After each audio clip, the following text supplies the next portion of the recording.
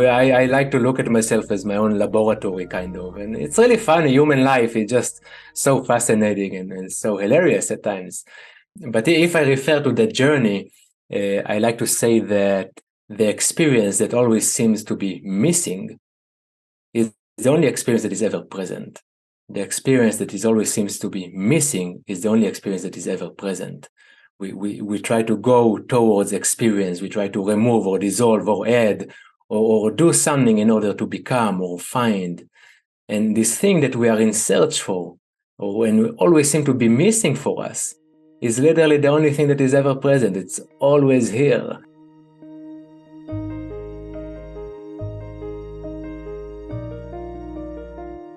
Welcome to Letting Go and the Greatest Secret, where we explore the end of your suffering and the beginning of lasting happiness. I'm Hale Dwoskin, and today I'll be speaking with Gilad Karni.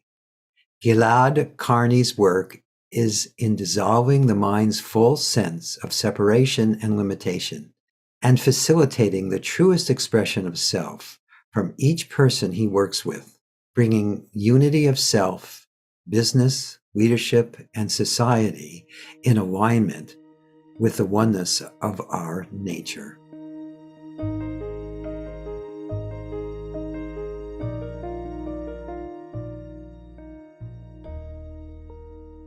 Tell me, how did you end up doing what you do?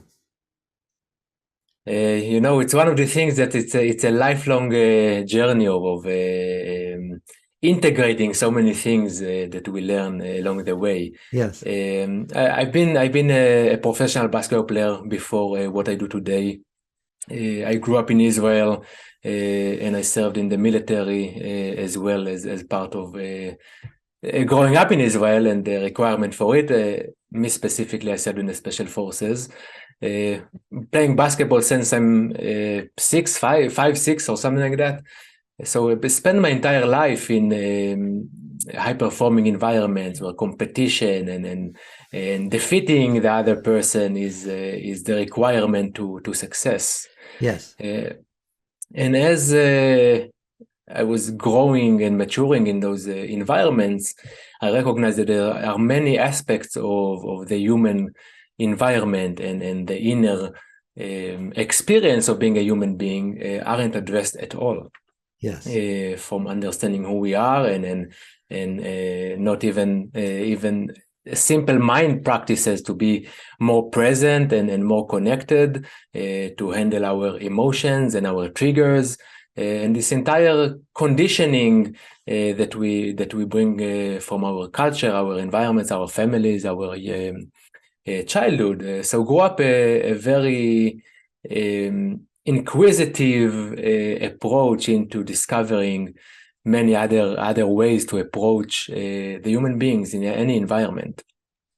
So from nutrition to yoga and meditation to spiritual understandings like non-duality and consciousness and the nature of self, to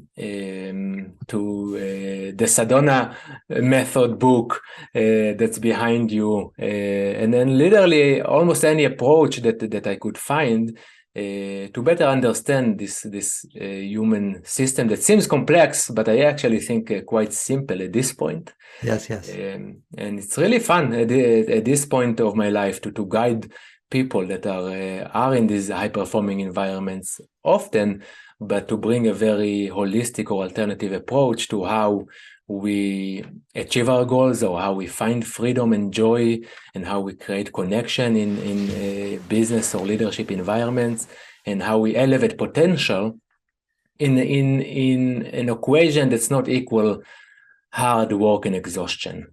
Yes, that's important. Rather freedom and joy and connection. That's some of it. Oh, that's beautiful. That's beautiful. Was there any particular defining experience, or did this just evolve gradually as you transitioned from being a basketball player and in the army? I would say both. I recognize many moments of recognition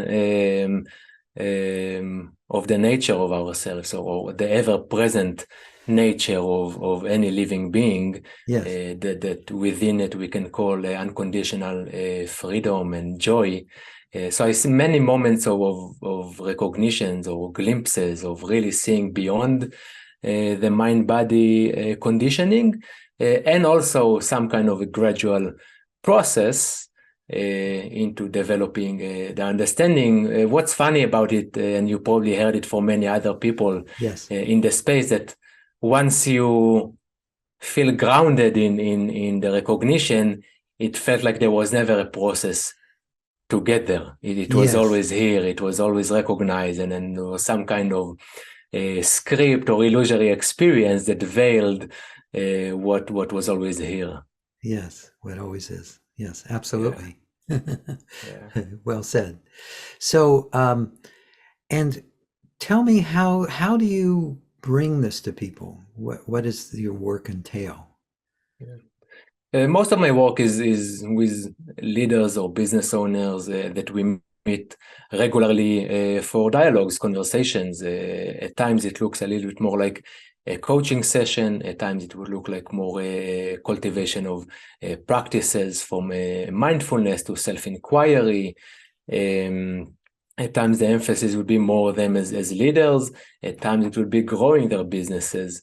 But the ground of the work, or where we start at the beginning of the understanding and paradigm, maybe we would call it, that we want to create the leadership environment of their businesses, is the true nature of self. Is them really recognizing, really establishing their own experience based on their own recognition of the nature of self. The way I like to verbalize, even though we can't really name the nature of self because it's completely formless or unconditional. But when I go to my experience to recognize it, it seems like it's an ever-present experience. It's ever-present beingness. Yes.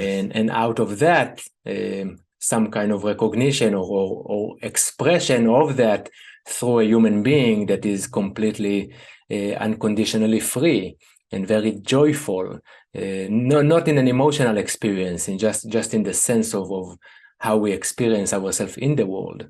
Yes.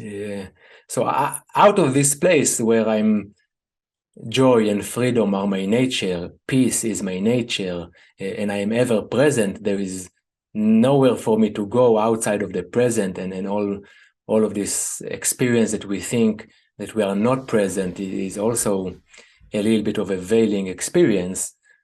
Out of that, we would ask, what if the nature of myself is freedom and happiness and joy? Why wouldn't it be the nature of my leadership? Why wouldn't it be the nature of my business? So we go step by step, aligning how they show up as leaders and how they create businesses from that place, not from a place that feels conditional or go towards freedom or try to achieve something that hasn't been experienced. Yes. And it provides really beautiful journeys for people that are very unique for each one. It's very unique for every individual. Yeah. Can you share a story of how either a leader or a business has transformed by taking on this perspective? Yeah. Many of them. Let me see which one is coming to me right now. What I love to hear, where I also differ a little bit from trying to teach, than guiding in the inquiry of people about Yes. themselves. Yes. So I love in those moments when that comes often with whoever people I work with, whatever space they're in, is their own recognition that they say, I am happiness, or I am freedom, from a place of really seeing it in themselves. Yes. Yes. Specific stories, few that come to me right now. One that recently, I usually don't work with employees. Most of my clients are business owners, but this is just such a fabulous story because it's such a representation of how the world show up to us when we come from this place. Yes. So someone that I've been working with for a few months and is an employee in a place, and it took a few months off actually from his work to go and do inner work and then do the deeper work that I do. Yes. Going back to his environment, that was a few months back. So he paid for himself. Usually employees get some kind of funds or something to do coaching, but he just wanted his own well-being and freedom. Within about a week of him returning to the same space and same work environment that he was in, his leaders, the leadership team that he's in, really noticed the changes that he had. And the company said that they want to reimburse him for the investment that he's made in himself to get the improvement that he's gotten. He never asked for it. He never wanted it back. He never thought that he would get it. But just him coming to a place where he's garnering his joy, when he's fully expressed, when he's not giving his power away, other people looked at him and say, "We want to give you back because what you've done is amazing." Yes. That's one of them. That's a great one. Yeah, that's a great one. Yeah. That is a great one. This is why it's for me, it's almost the perfect representation of how the world reacts to us when we show up from a completely different space of who we think we are. Yes. The majority of what I hear, without necessarily individual stories, is the removal of effort. We apply so much unnecessary effort in the work environments, many places in our life. So the removal of effort, and out of that, much more creative expression and self-expression and power and guidance that feels very intuitive, not only rational, and much more energy in how they conduct their life, again, the work environment, because my work is a little more in the professional space focused. So a lot of the benefits they share around there of the changes. It's such a vast range from someone really finding their freedom to making more money. Right. But it's very individual to each one, and each one wants to focus on something else. Yes. What's interesting, usually what they come with is not what they realize they actually were looking for. Yes. And the deeper work really help understand that, oh, actually, this is what I was actually looking for. I just didn't know. I put it in other terms or other goals that I didn't recognize. Yeah, that's often the case. When people come to someone who's going to help them recognize more about that which truly is, there's a certain expectation that people bring, and then what shows up is often very different than what's expected. Yeah. Not in a bad way, in a good way. Yeah. So I think that I think about it a little bit more for a second. Joy is maybe even the number one thing that I hear back. 3 of my past clients right now, write books about joy that they didn't imagine writing before. They'd never thought to write a book even before. But just out of the process of recognizing joy as the nature of self, they're writing books right now about joy and their experience of it and sharing that with the world. So that's great. That's great. And so are there things that you can share that you do with people that help them with this? Because again, when we do these, as I know you've listened to some of these podcasts, when people can have something tangible to share that people can then explore on their own, I feel it provides extra value. So do you have a few things you could share from the work that you do? Yeah. Let's focus maybe on some questions. There are many exercises For me, where I like to apply the work and where I let my creative expression come out is not doing the same practices with each one. Yes, Actually, yes. often I really tailor it to the person in front of me, kind of like more like a healer or herbalist, where you go to and they look at you and they analyze you and they craft something very unique to you. Yes, This yes. is where my joy or creative expression is. There are a few questions that I really love helping people answer. One of them is, what is my creative expression of love? What is my creative expression of love? For me, people that I guide, or how I want to see the work business environment in general, is to be a creative expression of love. I don't want it to be a hard work or something that we get stressed about or something that we think, how can I only gain from it, or that I can bring my full self into that. So people in a professional space, I want to help them answer, what is my creative expression of love? And out of that, create their business or what they offer and the way they work from that answer. That sounds interesting. Yeah. Second, that is for me more related to the leadership aspect, is where do my joy and freedom know no limitations? At sports, perhaps sometimes we would call it being in the zone. Creativity will call it flow. I want to guide So people to say that question again. Where do my joy and freedom know no limitations? Okay, good. That space is where we are, again, are in the zone or in flow, that there is no boundary or no limit placed by the mind on the present experience. Yes. And from that place, we always operate at our best, and we are always connected, and we are always showing up powerfully. So as a leader, rather than getting into technicalities of assessments and feedback loops and stuff like that, which are important, but usually people that would come to me would be after doing a lot of these personality assessments. Yes, yes. Is guide them more and more to that space where they place no boundary on their experience, and then it's just being fully in the moment and fully expressed and fully at your top performance. But isn't that what's natural? Isn't it natural to this boundlessness that all is? Isn't it natural in each and every one of us? Isn't what you're doing helping people uncover what it's already natural within them? Yes. We can call it, we can say that I facilitate the truest expression of who they are or what they want.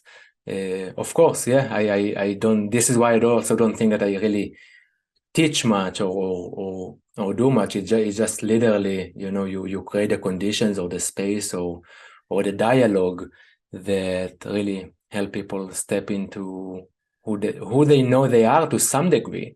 As I shared about myself, when you get to that place, you recognize it's always been there. I always knew it, but I haven't lived it for some reason, or it seemed like I wasn't.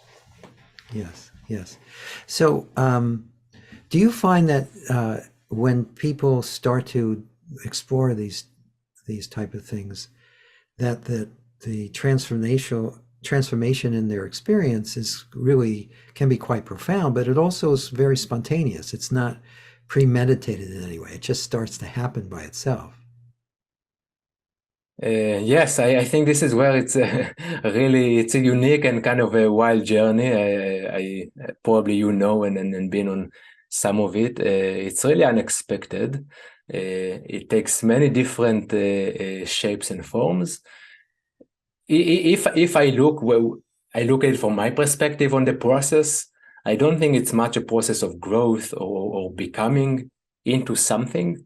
If we recognize that our nature is being or is ever present, it's not much of a process of becoming greater than we are or more than we currently. It's a dissolution or dissolving what seems to get in the way or some kind of false perception about who we are or what reality is. Yes. And the more we dissolve that, the more there are glimpses of recognition or or embracing of the true nature of self. So I agree with you. Yeah, it's at times very unpredictable how, when, or why it will happen, why it makes it so, for me, so fun as a professional to be in that space. Yes, absolutely. Again, part of the joy of doing this since the 70s is that when people start to open to that which is true or that which is real beyond the person or beyond the sense of limitation, it's really a letting go as opposed to an adding on. I think that's where we get caught. We think it's about more and more and more and more, but it's actually about less of all the things that we think we know or think we understand or think are true about us. As we challenge that, it dissolves by itself, and what's left is just the essential nature of all that is. Yeah, beautiful. One of the sentences that I like to say about it, which I like to laugh at this whole thing sometimes, Yes. because we are such a, I like to look at myself as my own laboratory kind of, and Yes, it's really yes. funny. Human life is just so fascinating and so hilarious at times. But if I refer to the journey, I like to say that the experience that always seems to be missing is the only experience that is ever present. The experience that is always seems to be missing is the only experience that is ever present. We try to go towards experience, we try to remove or dissolve or add or do something in order to become or find. And this thing that we are in search for, or when we always seem to be missing for us, is literally the only thing that is ever present. It's Yes, always yes, here. yes, yes. So Yes. There's nowhere you need to go and nothing that needs to be done for this to be as it already is. Yes.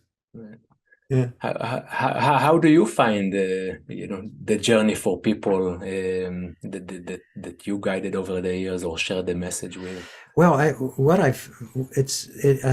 you said, it can be very different. There are certain things that are universal. One is there's a greater sense of calmness and openness and spontaneous peace and joy. And then there's a falling away of all the old beliefs about who we were or how we're supposed to be and how is the world supposed to be. All that naturally starts to fall away. And it reveals that this, whatever's already happening, is already what we've been seeking. And it's not special or unique to any individual. The individual actually is an appearance. And this, that is, as you put it, ever present, is just naturally what already is. It's just been ignored or not recognized or minimized. Again, it's hard for people to acknowledge this that already is, because we're habituated into trying to find something else, something better, something more, the latest this, the latest that, and all that is enriched as the sense of the enjoyer. The less there's an enjoyer, the more there's enjoyment. Would you agree with that? Yeah, I think, who is it? Nisargadatta Maharaj, I think, that said, one is always in bliss, but never blissful. Yes, he did say that. That's true. Yeah. Yes. So it sounds like exactly what you said, and yeah, I agree. The moment we hold on to the experience, it's we are limiting it. So the moment we want the bliss, or we try to cling into the bliss that is here, or the joy, or the freedom, that's it. We created some limit around it, or some desire for it to be longer than it's naturally lasting. Yes, yes, yes. But also, isn't it too that the less we're wanting to change this, whatever appearance is showing up, the more there is just a recognition that this is already what I has been sought. Mm-hmm. Definitely. Yes. How do you? I know that especially in the non-duality space, there's one side that they will say, or teachers or people who share the message, that there is no recognition because the recognition is also illusory. Who would be recognizing it? Yes, yes. And there are people on that side that says there is recognition and awareness is the recognition. I understand both of them, and I understand the perspectives that both of them come to. How do you approach each You of know, them? it's similar. What happens is the Sedona Method has been around for a really long time, and it started out as a tool to help people on every level, including to discover the truth of who they are. So we've always integrated self help with no self, and so because of that, if someone comes with an apparent personal problem, we work with them on tools to help them dissolve whatever it is that's creating that sense of a personal problem. But at the same time, we're always exposing people to the possibility that there are no problems, there's just this. And that exposing or speaking from that perspective, the techniques drop away and there is just this.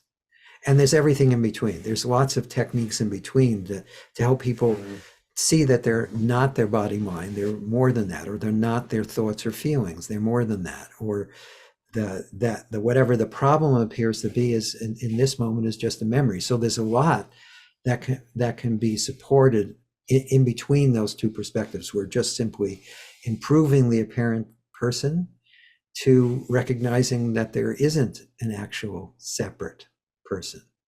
There's just being. As you mentioned already, there's just this one unified energy that of being that all is as it is. Why I think that actually as a professional, even you asked me earlier, I find it limiting to name tools or to say this is a tool, right? As you say, all tools dissolve, or all maybe skillful means even dissolve, because if the experience we are trying to recognize is a being experience, the so-called other person or professional in this case, sitting on the other side that can facilitate an experience like that must be in the experience. Oh, absolutely. Right. So or yeah. Yes. Or be beyond experience, either one. Yeah, so that is beyond experience for me, right? Yes, Right. yes. I don't know, with the terminologies, depends where you're coming from, but right, Absolutely, yeah, absolutely. 100%. So where those moments, those really magical moments happen is in a place where the professional is so deep in that place, and that is not even entering that place in Well, as a absolutely. professional manner, that it just happens so naturally, Yes, without the more I would love to take credit, but the more I get into it, the more I see how I actually don't do anything yes, for yeah. Well, this to happen. yes. Well, neither one of us ever have done anything. Right. But yes, the magic happens when there is no me and no you. There's no client or no student or no participant if it's in a seminar. That when both of those illusions disappear, and it happens spontaneously and often at the same time, there is just this, which was already or is already, and that is still that is completely beyond the person, yet it has a very profoundly transformative apparent effect on that particular body mind or life stream.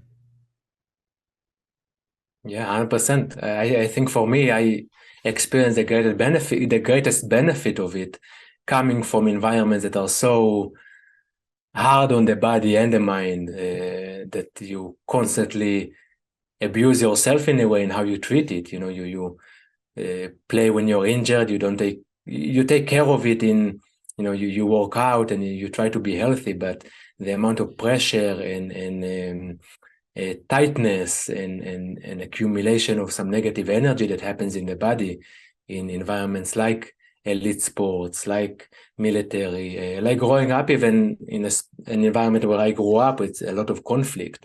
Yes, yes. In a way, experiencing the benefit of that through the body is incredible, because I see just the openness of that, and I see the healing that so naturally happens, Yes. and the opening of this organism, um, again, without really doing much. And obviously there's taking care of the body, but as this dissolves, there's a lot of dissolvement of pain and accumulation of toxins and negative energy in the body that happened. And Yeah. for me, it's a beautiful to Yeah. watch. Yeah. And it's all spontaneous too. Yeah, Yes. neither one of us are doctors. We don't try to do the creating kind of physical effect, but the physical effect happens all by itself. Yeah. The sense of being an individual locked in a body mind is a state of contraction. And no matter what, even if you had a beautiful upbringing and everything is supposedly coming up roses, which is a weird expression, but even so, what happens is that sense of contraction, as the sense of being a separate individual dissolves, they go together. The contraction brings the sense of individuality, and the individuality reinforces the sense of contraction. And as that dissolves, it's kind of beautiful what happens. Mhm. How do you see that? I'll ask you a question. How do you see? So for me, my real passion actually is and my work where I see it contributing, and why I'm not too interested in diving into there's so much philosophical debate, right, Right, about right, right, about right. understanding it, and non-duality, and who is it and why is it.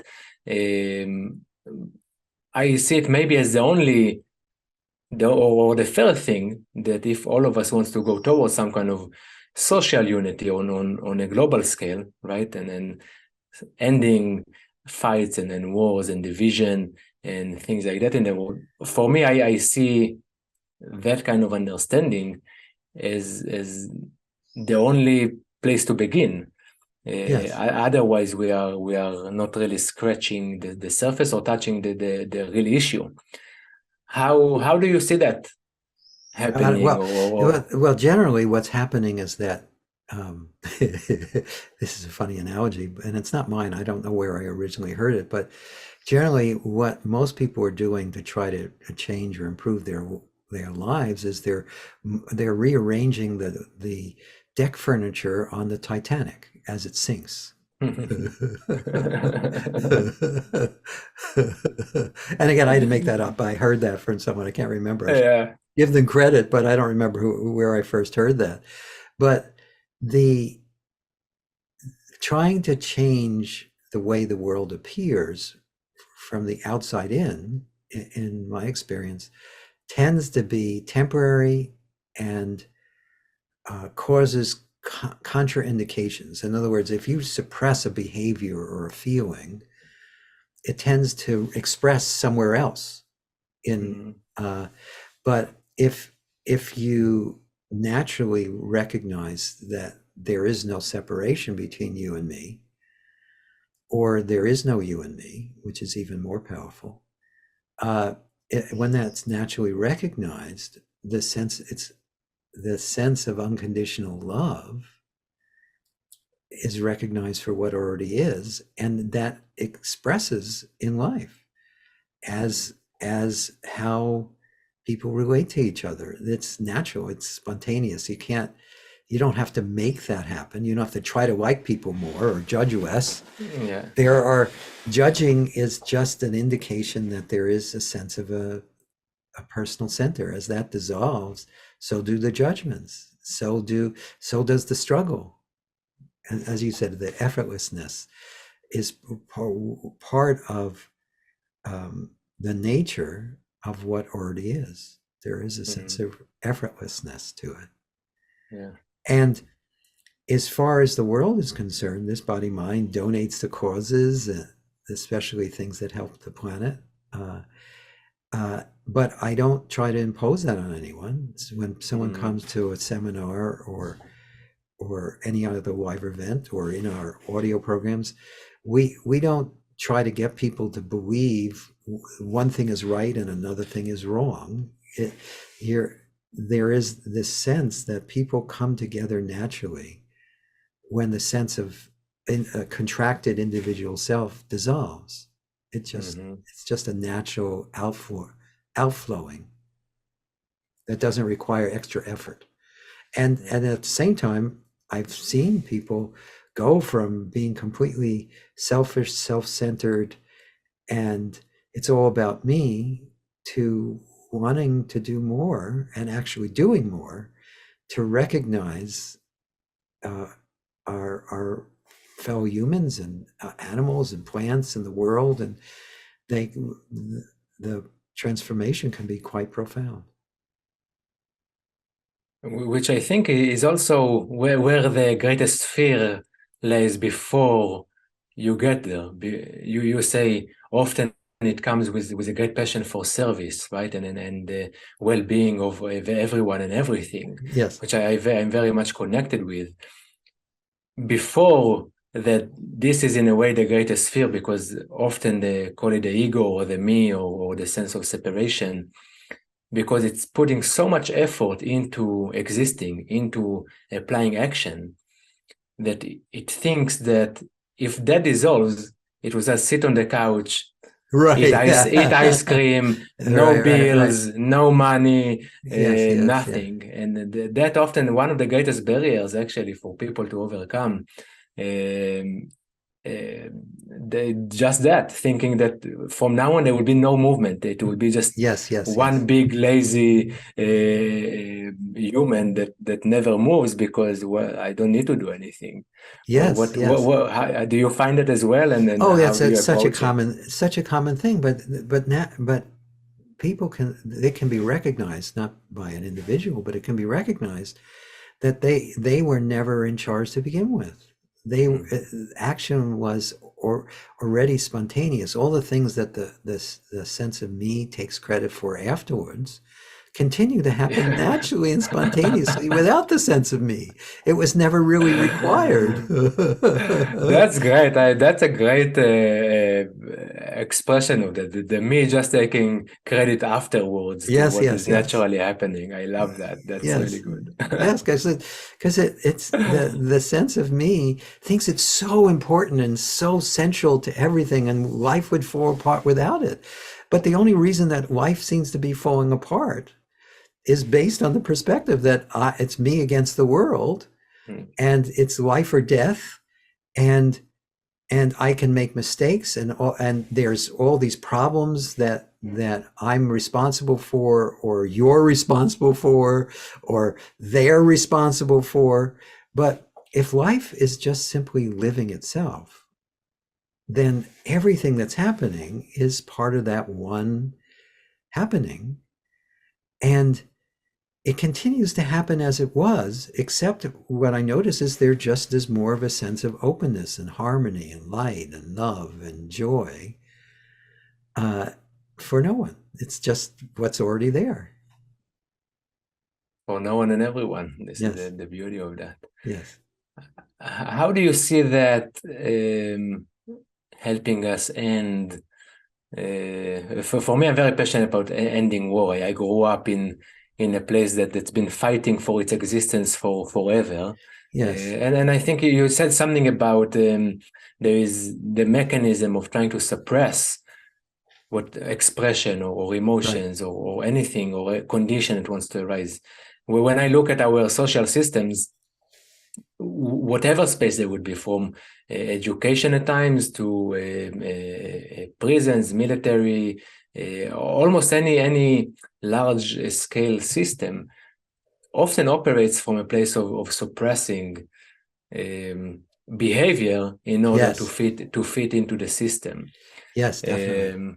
What do you see any Well, there's two things you brought solution up. there? Well, the when the culture in an organization or in a society starts to shift in the direction of supporting people in just their natural expression, however that's appearing, there's an ease in the organization, because it's so much wasted energy to try to make people be different than the way they're showing up at the moment. Yes. I mean, and if you just allow, if the system itself is designed to allow people to just be, then from there still can be and still is tremendous action, but without all this strain to try to have it fit into all these preconceived boxes, where when we have all these preconceived boxes about the way certain people should be or the way it should be, then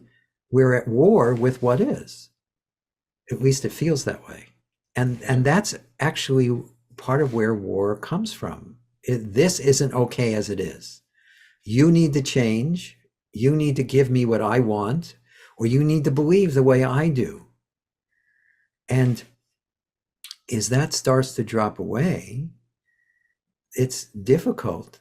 It becomes more and more difficult to sustain conflict, because there's nothing and no one, nothing to be conflicted about, and no one to have a conflict. There's just what's happening. So it's a natural outflowing of the recognition of no self, and the letting go of the imagined self, or the imagined. If you feel uncomfortable with letting go of the imagined self, it's what most people are comfortable with is the imagined limitations that this imaginary self seems to be carrying around with them. Yes. Those most people are willing to work on, and Yeah. and you see tremendous benefits just at that level.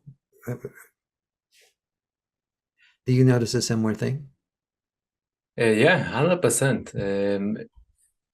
There is so much effort that the me or the sense of separation, and out of that, the systems that we created that come from this paradigm, put into suppressing whatever arises, right? Or Yes. rejecting it, or manipulating it, or yes.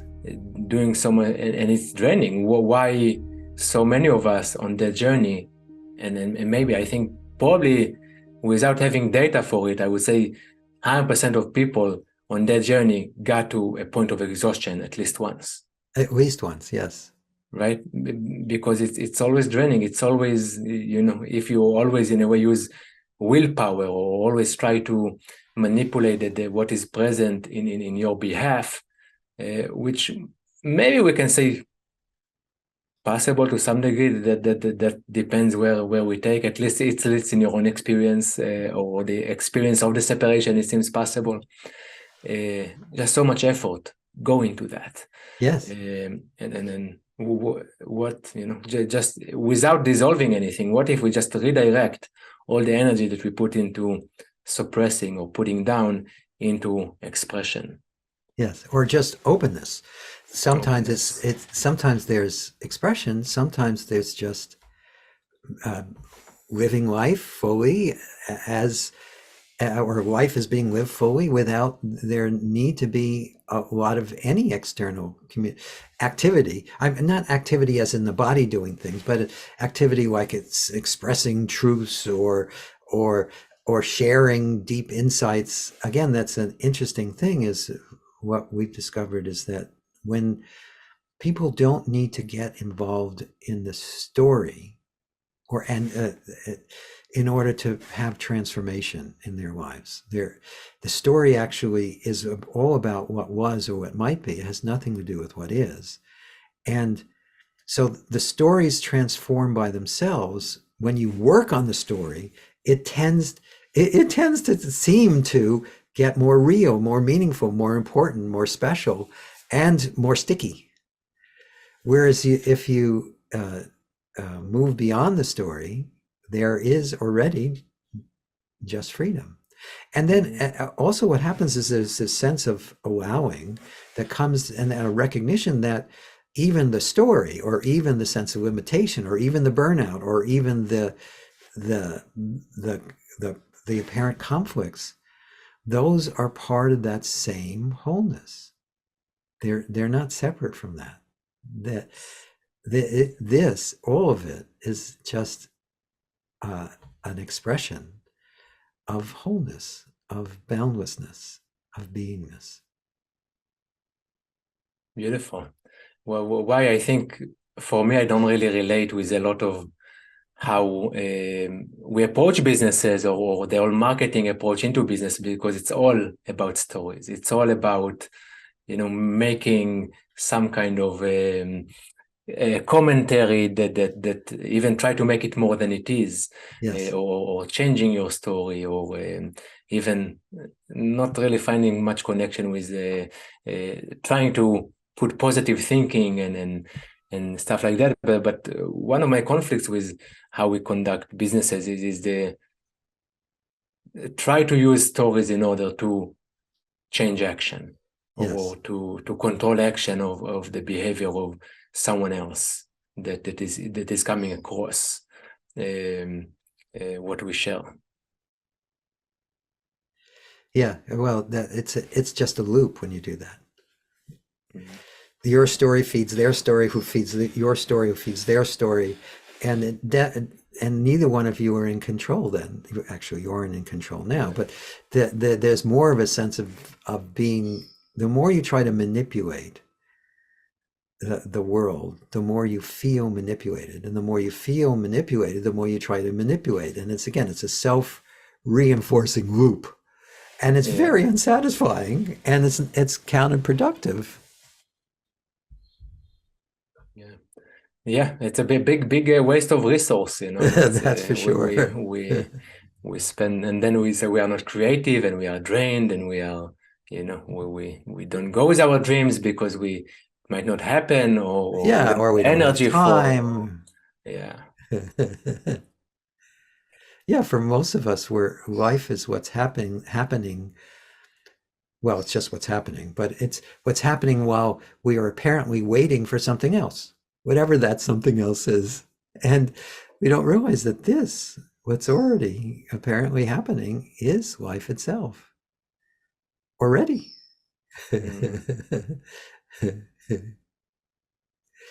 So is there anything else you want? We've gone on a while, and I want to give you a chance to kind of summarize what you do and your perspective, so that people are left with something to focus on. So what is, if you were going to summarize your work and what you're all about as an invitation to people, what would that be?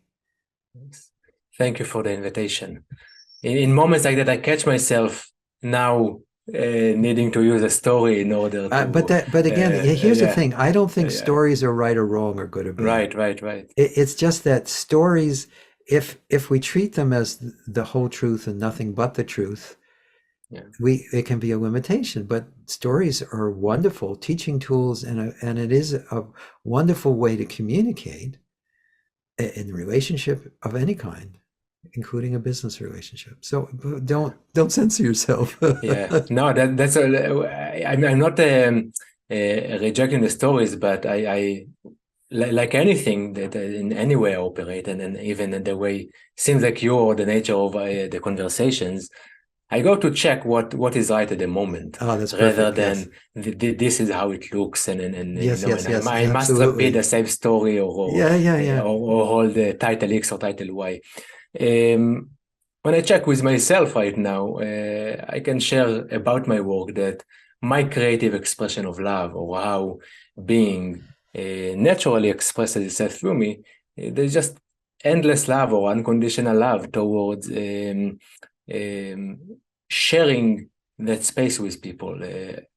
I'll call it guiding or teaching. It's also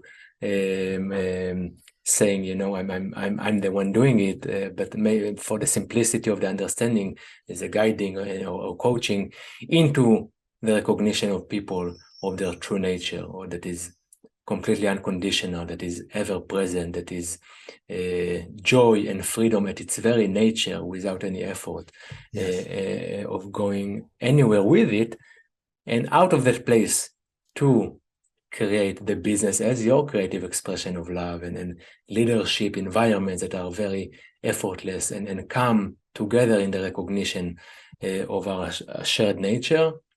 And for me, I see it just as a social contribution, and I want to see how all of us, this entire world, really moves into that space, and removing all layers of division and conflict and separation, and all of the resources that we've been talking about here, going into systems of suppression or separation or borders or any me over you. I think it's just time for all of us to really invite a different reality. I think it's time for all of us to say, you know what, it's our responsibility.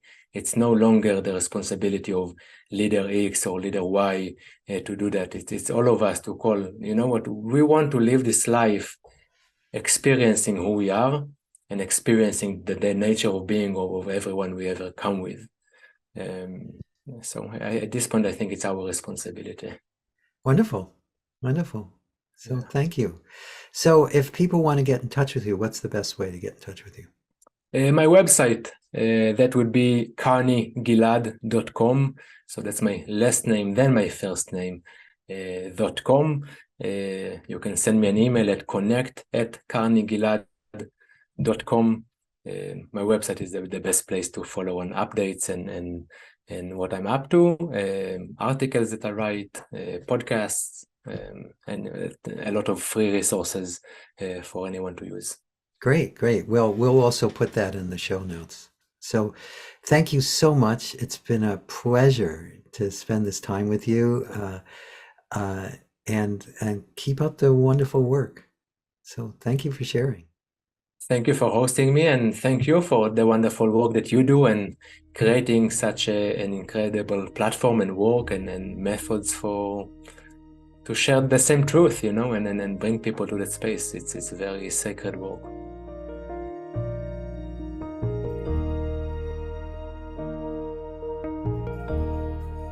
I hope you enjoyed our conversation with Gilad Karni.